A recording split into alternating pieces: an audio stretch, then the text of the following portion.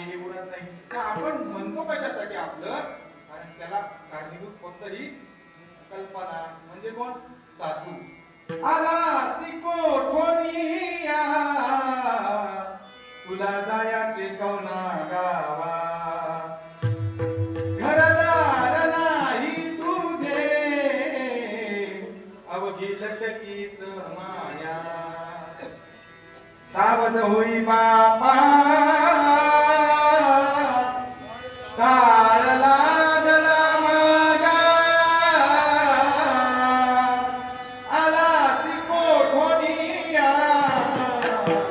तुला जायाचे कवन्या गावा. तू नेमका आलाय कुठून?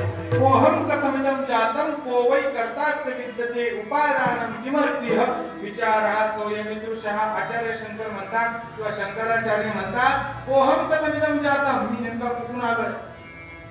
पोहम कथमिदं जातं पोवै कर्तास्य विद्यते उपादानं, माझं किती असण्याचं कारण काय आणि मी इथे येऊन करून मला जायचं कुठे, या प्रश्नांचे माणसाला उत्तर पडले पाहिजे.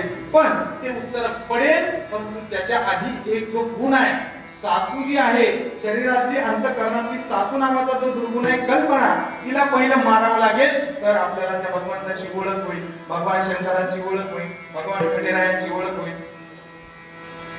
सासूने